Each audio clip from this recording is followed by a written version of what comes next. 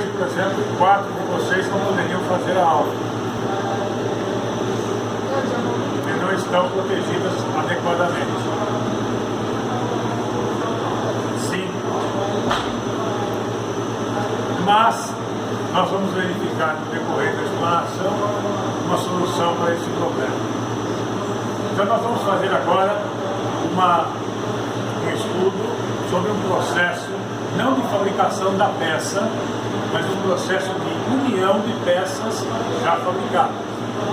Então, nesse caso nós temos um processo de união composto de 4 grandes grupos. O grupo de soldagem, o grupo de rebitagem, o grupo de adesão e o grupo de parafusamento. O grupo de soldagem, de rebitagem e de adesão constitui aquilo que nós denominamos de uniões fixas permanentes. Por quê? Porque para desmontar uma união soldada eu tenho que remover o cordão de solda, destruir o cordão de solda, destruir uma parte do elemento. Para desmontar uma união rebitada, eu tenho que remover o rebite, destruir o rebite. Para desmontar uma união com adesão, eu tenho que destruir o adesivo. Para refazer essa união, eu tenho que fazer um novo cordão de solda, uma nova rebitagem, uma nova colocação de adesivo. Então, essas são as uniões permanentes fixas.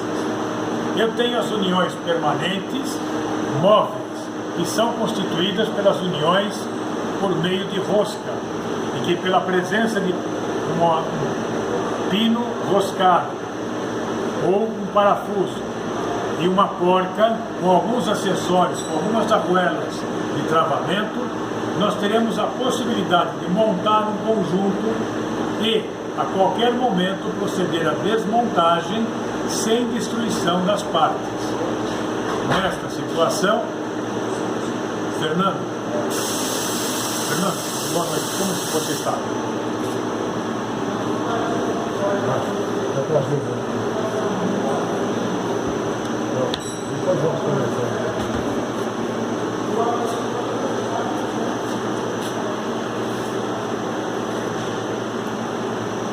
Então nós teremos nesta união parafusada a possibilidade de desmontar a união fixa móvel. Ela vai ser aberta, será feita uma manutenção necessária no equipamento e feita a remontagem sem necessidade de substituição dos componentes. Daí então, nós teremos os mesmos componentes presentes na união, presentes na nova remontagem. Então isso caracteriza uma união fixa móvel. A união fixa por soldagem, ela é realizada em materiais que sejam compatíveis. Então eu tenho que ter materiais metálicos ou polímeros que sejam compatíveis em termos de temperatura de fusão, em termos de composição da liga, de tal maneira que possa existir a fusão parcial do material, a mistura das duas partes, das duas peças que vão ser unidas e uma nova solidificação, formando então o cordão de solda.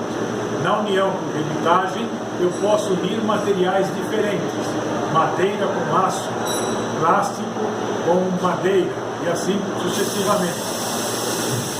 Nas uniões por adesão, eu tenho a condição de utilizar um adesivo que seja compatível com os dois materiais. Então eu tenho maior liberdade para proceder a essa união. Na união por parafusos, eu tenho a liberdade de fazê-lo com vários materiais distintos. Então eu tenho maior versatilidade.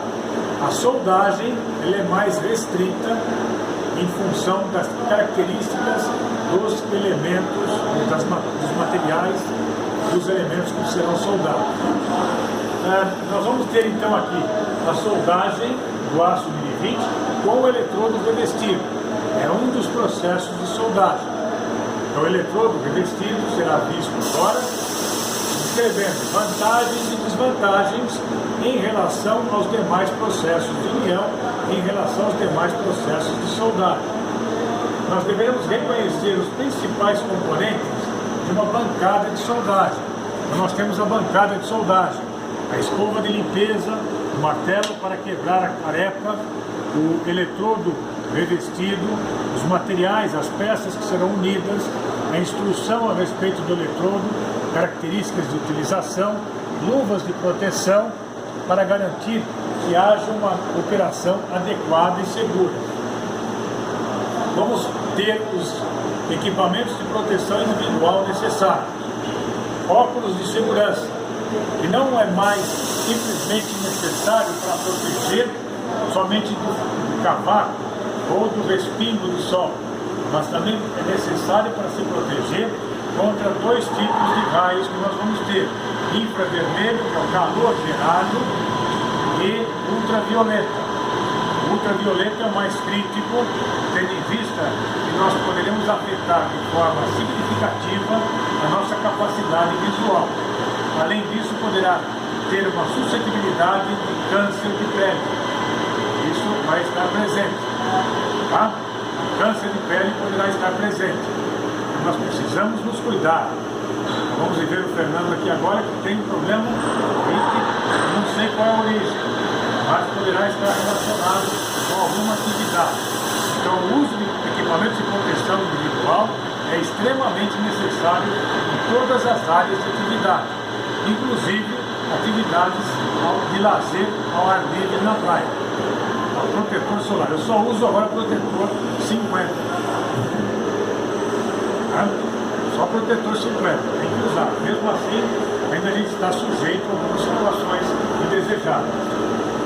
Os eletrodos que vão ser utilizados, eles têm como característica uma forma geométrica específica para uma aplicação. Aqui nós temos um eletrodo de vareta, uma vareta que pode ser nua ou revestida. A vareta nua vai ser utilizada num tipo de soldagem, a vareta revestida em outro tipo de soldagem. Ela vai ser constituída da alma de aço, o revestimento que é um polímero, e uma extremidade ela vai estar isolada para permitir que o alicate de interligação da fonte de energia com o eletrodo seja colocado, forçando aqui um curto-circuito, transmitindo corrente elétrica, estabelecendo uma diferença de potencial.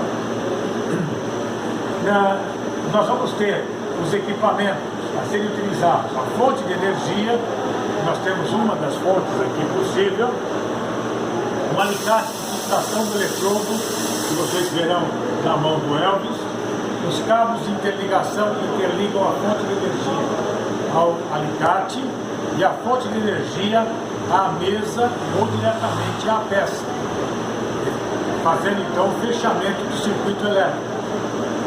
Teremos os equipamentos de proteção individual do soldador e do serralheiro que estará acompanhando o processo para garantir a exatidão da montagem.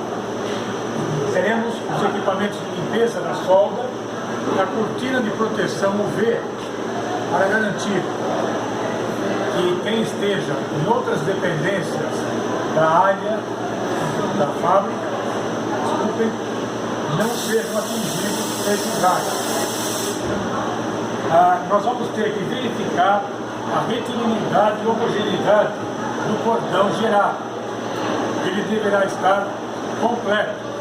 Para que ele esteja completo, ele precisa substituir o material na sua forma plena. Então eu vou unir uma peça à outra e eu vou estabelecer aqui um cordão com a mesma dimensão da peça. Quando eu tenho peças com dimensões menores ou iguais a 3 milímetros, é possível se alcançar, através da abertura do arco, pela diferença de potencial, é possível criar um arco que gere uma quantidade de calor suficiente para fundir o material até a outra superfície. Esta fusão será controlada. Um deslocamento vai ser feito do eletrodo para evitar que este material desande, se liquefaça e escoe. Ele vai ser mantido na posição em função da tensão superficial do material. a mesma tensão que permite que uma gota d'água se forme no teto de um banheiro, por exemplo. Ficar muito tempo agora no inverno no banheiro, vai verificar que ficam gotas no teto. Então, ela é mantida pela tensão superficial. A mesma tensão superficial que mantém a gota aderente ao metal base.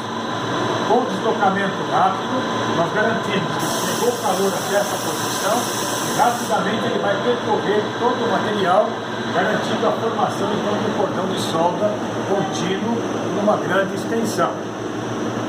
Nessa situação, nós teremos o material abrindo o arco e penetrando 3 milímetros em média.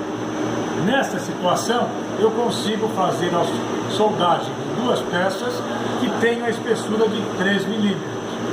Porém, se a peça tem uma espessura maior, eu não consigo ter a penetração total. Muitas vezes, eu posso eventualmente virar a peça e soldar do outro lado. Mas, em algumas situações, isso é impossível. Então, nós vamos abrir um chanfro que vai abrir um espaço para que o eletrodo, com um diâmetro correto, eu vou pegar o eletrodo de diâmetro menor e eu vou fazer a raiz da solda, garantindo, então, que a outra superfície seja alcançada com esse diâmetro menor. E depois eu vou fazer um preenchimento desse chanfro utilizando um eletrodo de diâmetro maior, depositando uma quantidade maior de material e reduzindo o tempo de soldagem.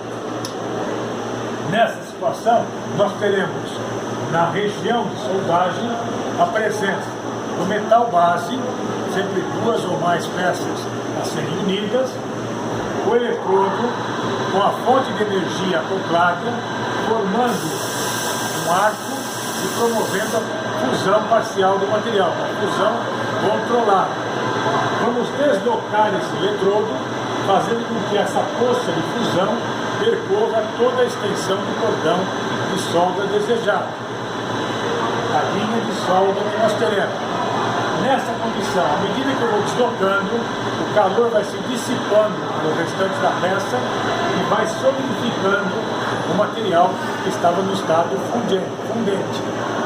Nessa situação, o metal se funde, se solidifica na parte mais baixa e a escória formada pelas cinzas do eletrodo que estava queimando, ela se deposita, solidificando-se sobre esse cordão. Ela vai então oferecer uma proteção da mesma forma que os gases, a abertura do arco, formando uma cortina protetora contra o oxigênio que está presente na atmosfera, impedindo a oxidação do cordão de solda. Então essa é uma situação importante. Não podemos deixar o cordão se oxidar. Quando a temperatura caiu abaixo de 150 graus, já é possível se remover essa escória solidificada e nós teremos uma ação menos intensa do oxigênio. Então, eventualmente vai se formar uma pequena camada de oxidação sobre a peça, mas ela será de fácil remoção. Não teremos a necessidade ou o risco de ter uma oxidação intercristalina, intergranular, que causaria uma redução da resistência dessa solda. A bancada e os equipamentos para execução da soldagem vai ser composta da fonte, dos cabos de interligação, da garra de aterramento da peça ou da mesa. A mesa tem que ter transmissibilidade elétrica.